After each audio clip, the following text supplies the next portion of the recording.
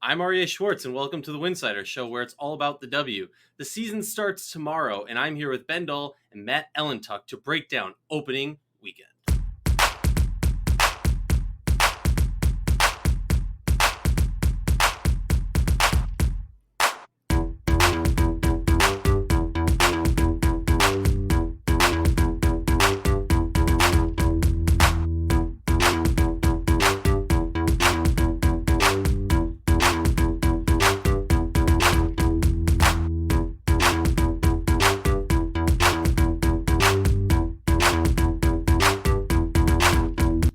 If you like our show, please consider joining our Patreon community. For less than a cup of coffee a month, you can directly show support for the hard work we do covering the W. And do not forget, our amazing staff writing content is on winsidr.com. That's Winsidr without an E.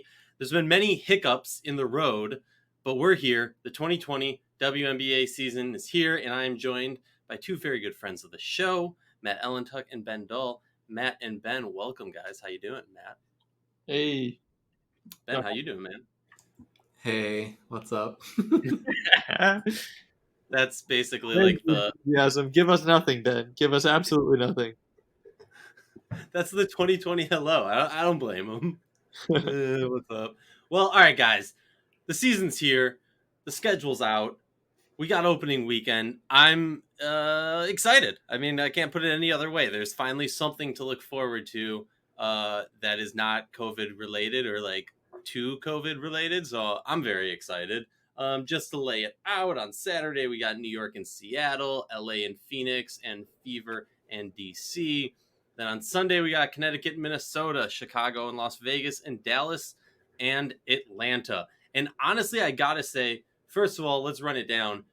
What do you think about the setup of this opening weekend? What do you think about the matchups? Because personally, I'm a pretty big fan of it. I think many people looked at it and maybe thought Indiana versus DC was kind of an odd one, but considering where these opening day rosters are, I think it's less odd than some would give credit to. Matt, I'll let you take this one on first. Yeah, I think opening day is really good. I mean, the Indiana-Washington game will obviously be the least exciting of the three, but opening up with Sabrina was like a go-to. I think we all knew that was going to happen, and I think we're also pretty aware that her team kind of isn't that great, so I'm totally cool with them putting Sabrina against the best team in the league. We get to see how she looks against Sue Bird. That's about as exciting as you can get. And the second game is freaking awesome. I mean, Sparks Mercury is probably going to feel like a playoff game right off the bat, just because they're two teams that I think we're all placing somewhere between, I don't know, the second and fifth best teams in the league, and maybe one of those two will be able to challenge Seattle by the end of the year. So I'm ready. Let me see what Candace Parker looks like after a down year. Let me see what Diana Taurasi looks like after hardly playing at all. And sprinkle in Chelsea Gray, Neko Gumuke, Brittany Griner, Skylar Diggins. I'm good. You could have like gone on with like five other superstars in that game, and you forgot the biggest one, Simone Augustus. Ben, what do you think about the opening weekend? had to get Simone in there. Yeah, I mean Chicago Vegas too. Like that one was kind of on a platter, so that one was going to happen. LA to me, like you want them to play Phoenix or Minnesota. I'm fine with either one. Phoenix is probably a little more interesting right now. I think just kind of with the intrigue of seeing Skylar and Diana specifically, just getting to see them on the floor. I don't hate Indiana Washington. I mean, the coaching matchup, of course, isn't like the sexiest thing to like get people to watch. But hey, you had to. I mean, you only had so many combinations there. I guess the question is like, are people like upset? Were the Mystics disrespected? Like as people counted up the national TV games, which like, hey, they don't have their full team. Sorry, and I guess you can still do Connecticut Washington off the bat. It would have been interesting still. Well, the interesting thing as far as disrespect for DC that I thought about was that they didn't put like the first non-national televised game. Maybe it's changed as of now, but from my understanding, the first of the season, the first non-nationally televised game is the finals rematch, which again, I get it. The biggest superstar on DC is Emma, And Emma's not like a gigantic superstar that we're used to seeing from DC of recent. But yeah, I thought that was kind of disrespectful. Just, like it might not be the same roster, but you still got to tip your cap to the defending champions and give them that respect. That's just my thought.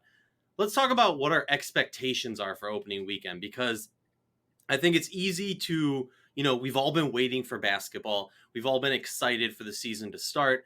But I think we also have to be semi-realistic of the fact that a lot of these players didn't touch a basketball until 2 weeks ago, a week and a half ago. So it's not gonna be the basketball that the season ended on, that high echelon of skill set, of pace, of perfection that we're used to seeing in the greatest women's basketball league in the world. Talk to me, Ben. How do we judge success as a team in opening weekend? I mean, just don't get hurt. No one get hurt. Like you can't withstand injuries. Like the Aces are like the best example of it right now. They're probably, there's no announcement as we record this, they're probably on the hunt for another player. Like you probably got to wait like 10 days to like get that player on the court if you're signing someone from outside. So just stay healthy. I think the there haven't been any positive tests since the initial quarantine, which is the most important thing. And you just, I guess success. I mean, success is just like seeing all these debuts and returns. I think it's been so long, and just getting to absorb all of that, and hopefully see these teams stay healthy. Because they're gonna kind of need to ease into what'll hopefully be a kind of the peak playing level of this regular season. Do you think, well, first of all, I'm kind of surprised that you didn't just get straight analytical and be like, if they win, it's a success. But do you think that we're going to see more teams go a little bit deeper into the rosters on opening day than we're used to seeing typically, just because, we got to pace ourselves in this marathon? What do you think about that, Matt? Yeah, I mean that might be a possibility. I think it's going to be really hard. I mean, we're in a situation that no one really knows how to coach in. It's just overall bizarre. I mean, players are going to have to be protected by their coaches. You obviously don't want, especially players coming back from injury, which there are so many of, like Stewie and Sue Bird. You don't want to overplay them from the beginning. And these players are going to be playing a lot of games too, like 3 or 4 in a week. So, yeah, I mean, I would expect teams to go deeper into their bench because, you can't burn out now. It's going to be a 3-month weird grind. Something that we didn't put in the show notes, but kind of popped in my head talking about this, was when you look at the rosters, I found it very interesting that teams were more willing to kind of bet on youngsters. And yes, I'm referencing the Liberty mostly, but more willing to put their money on youngsters in this year's draft versus, over the, like every year we have the issue of this player just wasn't good enough to break into an active roster. But we didn't see really anybody go, okay, you know what? Instead of gambling on a rookie from the 2020 draft class, I'm going to gamble on someone who almost made a roster last year that just couldn't do it. Ben, do you have any thoughts on why that is? Is it just like gambling on something new? Those players got a little bit more of a training camp to try out, so something more? I mean, that's impossible to say because you don't know. You don't know, looking at this, how many teams went through other options that said like, hey, I just don't want to, I don't feel comfortable, whatever it is, like you just don't know how long that list of players is, which might include some of those other younger players. Maybe that's kind of an intrigue thing. I mean, I think generally something that's been kind of glossed over is I think these last couple years, and it's easy to say this because it's right now and we haven't seen some of them, but I think these last couple of years you're seeing a lot more depth to the end of these draft classes with players that are pretty promising to really stick in the league. So I think it might be a little bit of a reflection of that too. All right. Well, moving on to something that's been the hot topic of the WNBA Twitter world of today, maybe even yesterday. I'm blanking on when exactly it came out, but you know what? We're publishing this tomorrow, so yesterday works. Kevin Pelton with ESPN did a 2020 season's prediction or projection, and there's been a lot of animosity about where he ranked the teams. DC was second. Minnesota was third. There was just the power rankings that I think the WNBA talking heads have been reflecting have not necessarily looked at this with a kind eye. And Ben, you had some insight on that before we started the show, so I'm going to let you kind of open up your mind, open up the eyes of the listener. All right. Well, one, as someone who also writes quite a bit, there's just like, as KP laid out in his piece, like there's usually an explanation at the beginning of how it worked, which some of the angriest people, if they see something, they might tend to overlook. This wasn't this wasn't an opinion piece by him, right? Like this was him using projections that are largely based on the numbers players have had in recent seasons. He's projecting their offensive and their defensive ratings. So like in Washington's case, like, well, you have a pretty big outlier data point for all those players, right? When they're part of this historic offense. And now in reality, so really the three biggest engines of that, you would say, if you include Chrissy Tolliver, aren't there. So, that's probably giving them a nice little bump up. But also, like the projected record, you're playing 22 games. Like, he has 14-8. Is it really impossible? Like one team has a good week. Like it's just, I think that's what it's going to be, where you're going to have that one team that might separate from a bunch of about 500 teams. Well, that's an interesting part is if you look at it, the projected record, there's a lot of teams that are 500 or like one game over 500. And there's a huge, chunk in the middle. And then there's kind of the teams that rattle off in the back end. But yeah, no, I thought that was a really interesting aspect. Let's talk about contenders. It's been a hot topic. There's been somewhat of a consensus that I think the Seattle Storm are kind of the team to beat. Obviously, knock on wood, hopefully everyone stays healthy. I think we have to kind of view this in a bubble of, pun intended, in a bubble of the players stay healthy. But this is my power ranking for the top three teams: Storm, Sparks, Mercury. Matt, is there another team you'd throw in there? How do you rank them? What are your thoughts on this power ranking of these contenders? Obviously, it's hard for all of us to tell for a zillion reasons, so don't end me if I wind up being wildly wrong. I do agree with your top three, although I have the Mercury at number 2 instead of 3. It's Sparks 3. But I think that the Sky deserve to be in the conversation, in that the best of the teams that aren't the Storm. I think that the Sky, having almost everybody back from last year and also having DeShields a year later, they could be really damn good, and we probably haven't talked about them enough. I'll agree with that. I mean, I was on the Sky Hook show. I think it actually dropped yesterday when we published this, and I talked about it, and I don't remember where I ranked them, but they're definitely a top 5 team to me and probably tied for third. But I will say, and I said it on their show, and I'll say it again, and then I'm going to toss it over to Ben for his thoughts on this and on the contenders. If Lavender is in that Aces game, and I know everyone's going to hate me for, what if, but if she's in that game, I don't think it comes down to the Hamby heave, and I think we see a much different playoff outcome. Ben, talk to me. Well, that's an interesting point. I disagree with you on, I guess, kind of the weight of Jantel being out of that. I think Astu Ndu is just a better player, and we had to find that out with her just getting a chance. But I think what we showed, I think she's a better player anyways.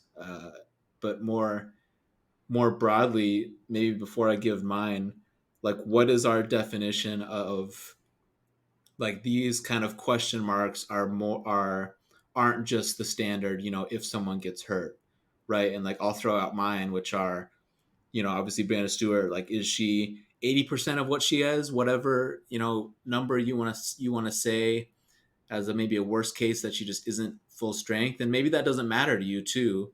And then I think obviously Sue Bird, just what she is relative to 18.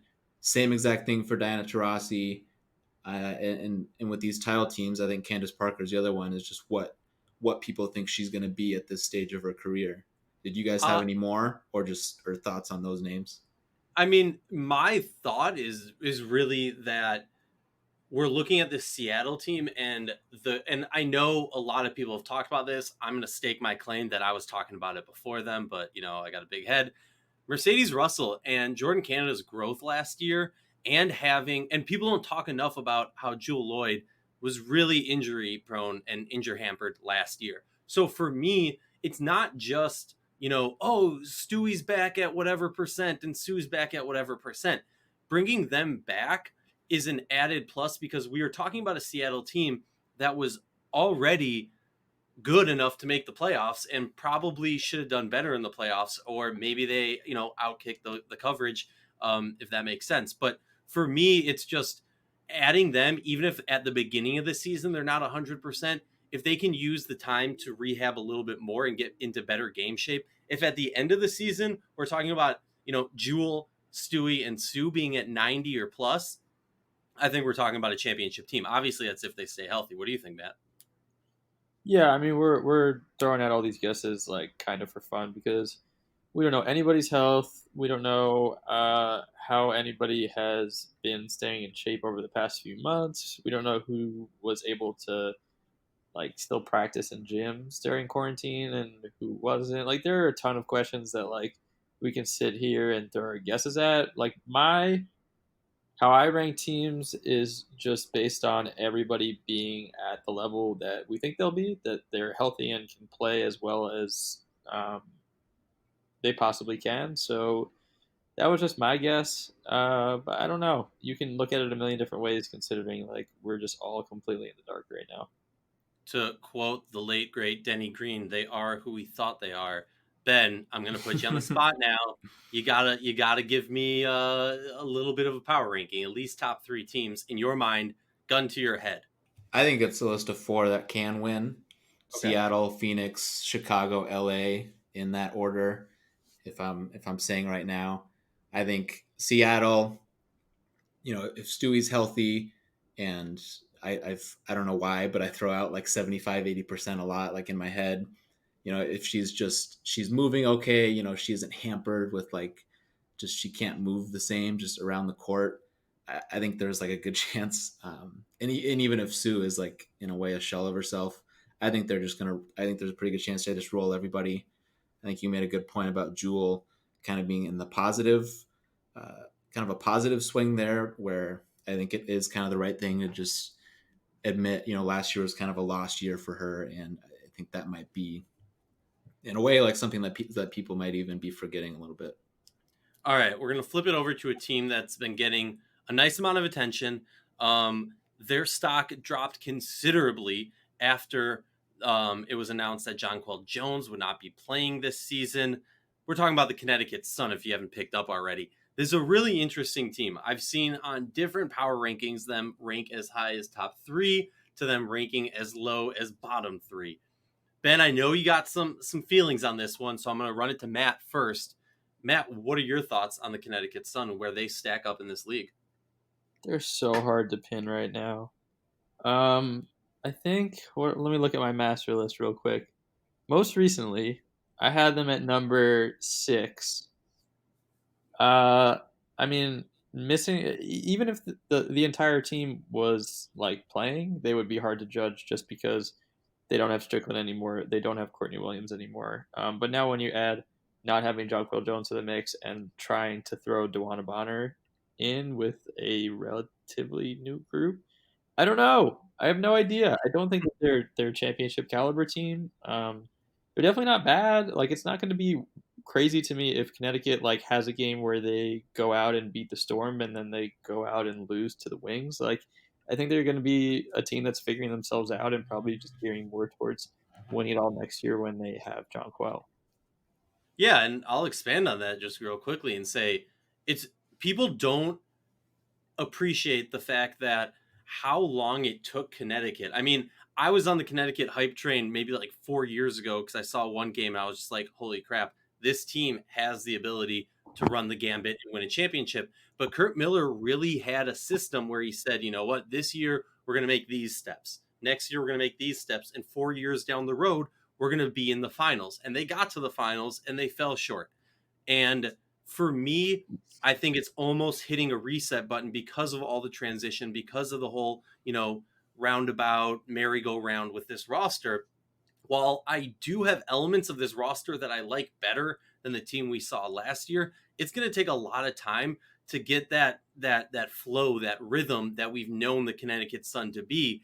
And so I get it. I guess I'm in the boat there with you, Matt, where it's like I could see this team probably doing a lot better than people are projecting it, but I could also realistically expect this team to not do that good because, well, they're a brand new team. And you got what, 2 players or 3 players from a starting roster, or starting 6 players that are still on this roster. Ben, talk to me about this team because I know you got feelings. Well, I said before we started, like I laughed when they landed where they did in Pelton's projection, just because it seems like they're gonna want to do this, faux no one believes in us thing all over again, and it's just like like people, I don't think people really disagree with how good Jonquel Jones is, especially now, and she isn't there. And she's such an ideal fit with Alyssa Thomas that like the ripple effects of not having her are just really going to hurt them. Like possession by possession, it just won't be. They won't be able to get the same look. Like they're going to rely so much on Teresa Plaisance, who they swung a big trade for. Like, hey, this is the bench piece we need. She wasn't healthy, and hey, we get to Florida and she still has these same back issues. So like, like best case, do you have like 15 minutes of a stretch 5? So like, I think they can go small and like have really good moments if they do that. And Thomas and Bonner, like that still gets you to a certain point. But yeah, like I think they're gonna make the playoffs. I think they're okay, but we don't need to do this. People are sleeping on them thing again or disrespected or whatever. It's just admit that JJ isn't there and that we all kind of agree on how good she is. Well, talk to me about this then. If JJ was there, would that catapult them to a top 5, a top 4 team in your mind based off your Storm, Sparks, Mercury, and Sky run?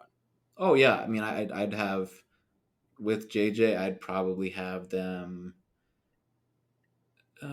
either before or after Phoenix.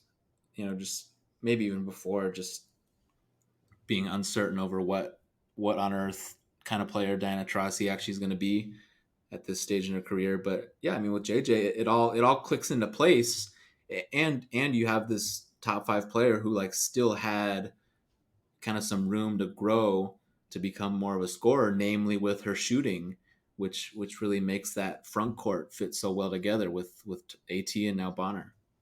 Matt, do you think we're not talking about Brianne January enough? I don't know. I think Brianne January is a fine player. I don't think that she's going to be a game changer. Like she was a nice fill in when you lose Courtney Williams, but losing Courtney Williams sucked. It sucked. Ben, what do you think about that? Is she not because I remember when they first brought her in and looking at this roster with the addition, obviously I think, losing Strickland's also a big blow. But when you look at this roster with JJ there and January, I really like their defensive ability. And January is not a slump at the 3 ball. What are your thoughts? Yeah, you're right. Like they're going to be able to defend. And like, I don't think like them being able to go small is really keyed by having her. Just having the fact that she's such a good 2-way player that she has really, she kind of mastered like this 3-and-D role after she's a point guard with the ball in her hands for so much of her career. It's really helped her, I think, still have a lot of value even if she's in a different role. Big picture, like getting her, like it was the best they could probably do. They weren't just going to get someone sitting around in free agency at that point that's better than her, really on the same level. It is a contract of another mid-30s player that goes into next year. So like, there's more to it than even just this season. But no, I mean, she's a good player. Also, can we find out that she's there first too. That's like another thing with like Yeah. projecting Connecticut is like she's not their leading scorer, but it's a pretty important player that it seems like they're not going to have right away. Yeah, I'm just excited to get actual rosters. They said we're going to get those, right? Well, I will say, so I know, as everyone who listens to this or anyone who knows me knows, I don't follow the NBA at all. But I will say it was hilarious for me because there's a lot of people on my Twitter timeline who cover both NBA and WNBA. And it was really funny for me to see when the NBA team started to travel down to Orlando to see the people covering the NBA have the same issues that the W's been having for the last, let's say, month, where it's like you don't even know who's there. And so you're scouring through all the social media videos and all the social media images, like, that's the back of the head of who, or what is this player here? Is that player here? I think like Marcus Morris, if that's even a player, somebody figured out through social media that he might not have been there. There was something about him. I don't really know. But yeah, can we get a final roster before, tip off tomorrow? What? All right, give me an over under. Are we going to get a final roster before tip off, Matt? I think we are, right. Like they have to tell us who's going to be in that specific game. Like I know that there's been a lot of issues because I don't think the team can just say that a player tested positive. That's like private information. That's just like created this like weird atmosphere where like media will ask like, is this person there? And like the team can't say anything. The player has to say something. And like, I don't know. It's been a weird, like the whole experience has been weird, and it just like it's very frustrating as somebody trying to cover the league. Like I can't properly analyze what's going on without knowing if like players are playing. So and the league took forever even to give the medical exemption results to find out that like Tina Charles and Elena Deladon and Liz Cambage and like three of your huge like biggest names like weren't going to play. I don't know. Covering the preseason or covering before the season starts has been really strange, and I'm really excited for stuff to start rolling so we can actually have like facts and know who is there. There might be even like a medical exemption that happens on the opening day of the season, which is they're all done with them, right? We don't know who's applied for it. I'm pretty sure that they were all done with those. I mean, it's possible, but I mean, I would not be. It's the W. I would not be shocked. Like what happened with Asia Dur, where Michelle Vopel wrote about it, how she opted out, quote unquote, and then a week later, a few days later, the league was like, actually, we finally got around to you, and you're exempt. So I got some issues with that. Let's talk about a few storylines coming into this season. Can we stay on the rosters before we move on? Like, yeah, go for it, man. I think this is kind of one of the moments where it's important to not carry frustrations with other stuff into how this was handled. Like, I don't know what people really want. Would people just be happy if they released lists of rosters? Because the NBA, they're going through the same stuff. They're trying to figure out, hey, all right, looks like this guy's in, like, okay, this guy's confirmed there. We saw him on the video. Like, there's only so much these teams can do. So I guess I kind of want to know what some of these people want. Like, you can piece together enough of it on social media, right? Atlanta's the big question mark, right? We haven't spotted Courtney Williams, Kalani Brown, Gloria Johnson. And yeah, maybe they're not comfortable really addressing that, and they might not be in the right to do that, but like, okay, we figured it out. Like, I don't know. I don't know if it's something to really bear crossover. Yeah, no, I definitely hear that. I guess in a perfect world, and again, this is me not knowing all of the things holding it back. In a perfect world, you'd say these are the players who are here, at least, because we know that there have been some players who, and I know that everyone's going to jump on me and say, well, then everyone's going to assume they tested positive and they can't comment on that and blah, blah, blah. And I get the kind of tug of war on this. I will say, though, if I'm correct, I did see Kalani Brown and Gloria Johnson were in the Wubble in a villa together. That was my understanding. I saw them like playing some games, but then they kind of ghosted everybody on social media. So maybe they were just hanging out somewhere in Atlanta and haven't tripped yet. I don't know what it is, but I hear it. I guess I'm just wishing in a perfect world and so used to complaining because it's COVID season. Yeah, and I should be clear, like like you said, that those players haven't been spotted in the practice footage. I want to make sure I clarify, and for the people that have been kind of bothered by this and I understand wanting more transparency. It's also like this is something to also take to the league level in terms of like disclosing tests and like testing data, just in terms of totals and stuff like that. Like that's something to go to the league level, which I think there's sometimes doesn't just get pointed out. Like the teams don't, one team doesn't get to decide what the whole league does. Like some teams are kind of in limbo, some of this stuff, just like us. Yeah, for sure. I think my thing though is also just that like the WNBA didn't let media onto its campus, which sucks on a lot of different levels. And I think that's the only thing that concerns me is like the NBA has a dozen or so media there to like see what's going on and report. Hey, we got Holly. And yeah, I think Holly's the only reporter who's in the bubble. So that is a big concern for me, and that is why I think we're going to have to all like continue to have to put pressure on the league because no one's there watching what's happening. Yeah, there's a lot of unknown, and it's the W, so there's going to be secrecy. So, all right, major storylines. I'm curious your thoughts. We'll start with Ben, then we'll move to Matt. Will the MVP at the end of this season be someone who has never won it before? And major names that stick out is basically Brittany Griner. I mean, or are we going to see like something crazy? What are your thoughts, Ben? If it's like if we're trying to do like nail down like a yes or no, I think I might say yes. That's more likely than a repeat. I think you have BG. I think you have Diamond DeShields who can get in there. I think you have Natasha Howard who can get there. Chelsea Gray, I think it's possible because, as I kind of alluded to earlier with Candace, like if people begin seeing Candace kind of in a different light at this stage of her career, I think that might get easier for people to kind of give Chelsea, like kind of put Chelsea into that category. And Asia Wilson is one that's always been brought up a lot. She's going to get the ball and she's going to score a ton. Although she's the latest is that Lambier's cautiously optimistic she's even going to play at the beginning with an ankle sprain. So like again, it's just who knows when she actually starts, and that team is pretty depleted. Moving on to you, Matt.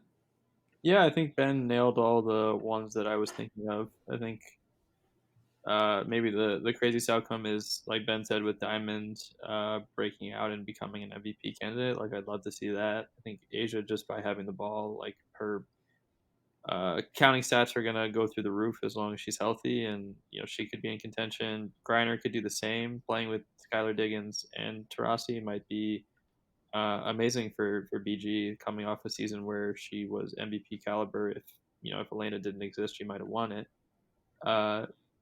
Yeah, I think it's definitely possible. I mean, the real repeat candidate we're all thinking of, I guess, would probably be Stewie, but we're all really just uncertain about her health. So definitely possible. Yeah, I mean, I think if it's going to be, and if there is a time to kind of let a newcomer into the Ring of Honor, as I like to call it, the MVP people. I don't know what else to call it, the Ring of Honor. I think it's going to be this year. You have a good amount of superstars not in the league, and we're just going to have opportunities. I would love to see Diamond DeShields win it because I just think that would be exciting. And I would love to see Chelsea Gray win it because we don't see enough point guards win it. I mean, the MVP race in this league for a very long time has been pretty much Diana Taurasi or a big. So I would love to see a non-big win it. I think that would be exciting. Let's talk about the rookie class just a little bit. Obviously, Sabrina's getting a ton of attention. But my question is more so, with the build of this roster, I think it's going to be hard in some degree to truly judge how good she's playing. Because part of me is thinking to myself, it's going to be easy. I mean, all right, I don't want to say easy because she's an amazing player, but it's going to be easier for teams to kind of zone in on her and try and focus most of their defensive prowess onto her. And then you got Satu and Kennedy Carter. When we're talking about the Rookie of the Year race, I think it's easy to say that, notoriety is going to carry Sabrina, whether she has a amazing season or a good season. How hard is it going to be for Satu or Carter to win the Rookie of the Year award, Matt? I love Sabrina. I think Sabrina's going to have a really challenging first year, right? You kind of mentioned before, they're a team of rookies. Sabrina is going to get all the attention from defenses because she's probably the best player from the jump, with the exception of maybe Kia Nurse. But obviously, you defend the two of them completely differently. It's not going to come easy for Sabrina. Satu, it won't come easy for either, but I think bigs always have an easier time from the beginning, transitioning from the college to the pro level. And Satu is she's just incredible. I mean, she probably would have been a number one pick in a handful of previous drafts. So I think Satu's going to win it. Ooh, I like that take. Ben, please tell me you're gonna just ride Kennedy Carter to the Roy. I honestly, before we started this, I hadn't really made a pick in my head. Like I haven't written predictions for awards and stuff. Man, if I had to pick one right now, and don't make me quote Sue Bird. Don't make me quote Sue Bird. No, you gotta. You gotta do it. Get the explicit tag on this episode. I might go Kennedy, and I might say Lauren Cox second too. As we're recording this on Tuesday, Marianne Stanley or Thursday said she's expected to arrive shortly. So that would seem to indicate that she'll play at least play most of these games. Because with Cox, I could see where like their defense really improves because they're the 11th defense last year, and they obviously have the capability to be a playoff team. I think that'll be there. I would take Kennedy though. I think it will be interesting to see when people draw the line where they say, oh, well, she just isn't efficient. That was kind of the big pet peeve for me last year with Aryeh, where it just made me want to say, like, watch the game, nerds. Like, it's just like she's doing stuff that like other players can't do. And to some level, like you have to be able to recognize that versus, oh, well, she shot whatever percentage. The team isn't very good. There's only so much one player is going to do when they're in that situation. Well, I think it's also interesting because when you're talking about the MVP race, I think historically and some would argue rightfully, partially, I don't necessarily think so, but I'm just a devil's advocate. But the MVP race always goes to the really good player on that really good team. Like let's forget about Deldon last year, but like for the most part, it's a player who's on a top team in the league who's also having a top season. Now, obviously, those things typically go hand in hand, where if you're a really good team, you have to have a really good player. But with the Rookie of the Year, it's a lot more interesting because it's not necessarily, and probably not at all, tied to how good the team does. Granted, I'm going to side with Matt on this one and say because it's going to be a Aryeh fee debacle where it's going to be Satu versus Carter when it comes down to the Roy. That is, of course, unless Sabrina just, blows everything out of the water. But so I think it's really going to come down to the fact that the offense is going to be completely run by Carter. Is she going to be like Aryeh, or is she going to be a little bit more statistically favorable is going to be the deciding factor of who wins the Rookie of the Year. But I'm going Satu. I'm a fan. Let's move over to sleeper teams, or in my mind, AKA teams that just haven't been talked about enough. And yes, I'm biased, but we can't go a whole episode without talking about the Minnesota Lynx. Well, that's a joke. We can. But Ben, I was texting you yesterday because I was on a Lynx podcast. Everyone should go check it out. Los Lynx podcast. It's a great podcast. But I was on their podcast, and when I was prepping for it, I was looking back at stats from last year, and I was mind blown to the fact where I had to text Ben and say, Ben, am I reading this right that they had the second best defensive rating in the season last year? So are the Lynx being overlooked? And because I know Ben's going to agree with me on this, let's go to Matt and see if he differs. I mean, yeah, we know Minnesota's good defensively. We know Fee and Sill are, debatably the best post 1-2, maybe besides Howard and Stewart. But like, who's running the point there? I think that's the biggest question. Who's going to facilitate? Fee can't do everything for herself and still needs some setup. And without Odyssey, like their defense is going to drop a little bit, and figuring out who is the person who makes the offense run is going to take some time. So I think Minnesota's going to make the playoffs. I don't know if they're a sleeper team though.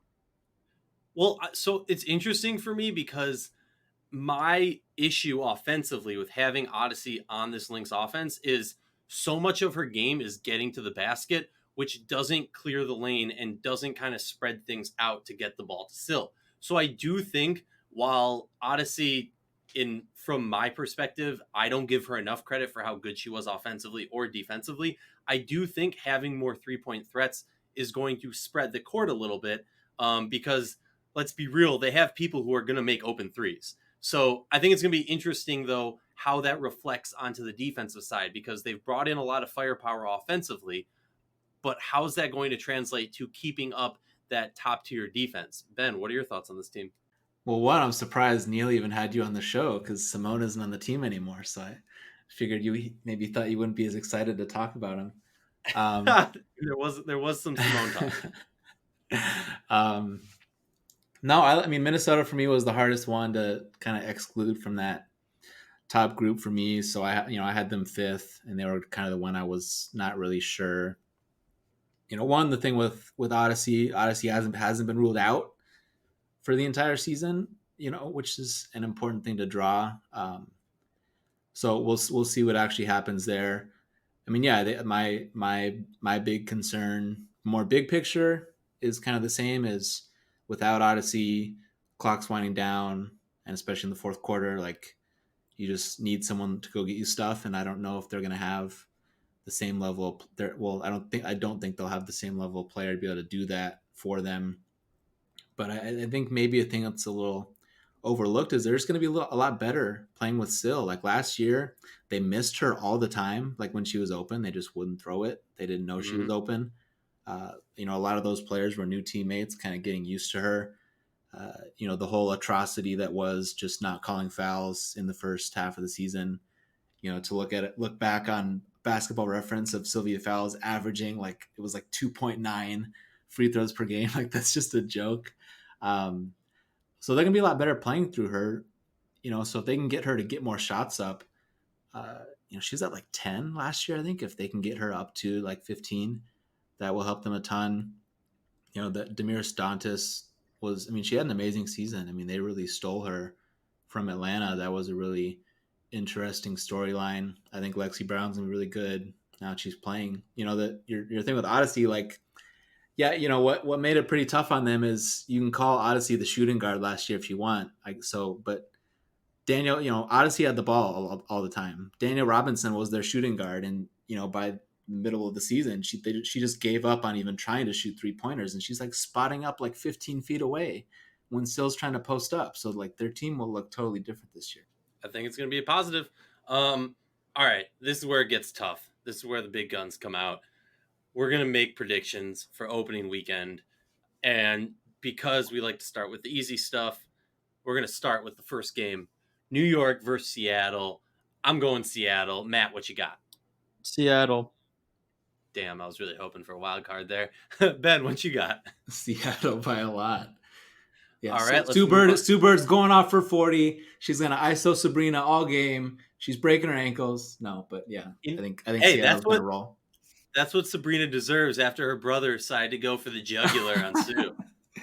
That was such a hilarious to think that was an own. It's just so hilarious. The Oregon fan base is just so rabid that they completely forgot that was a game that no one on that team cared about winning.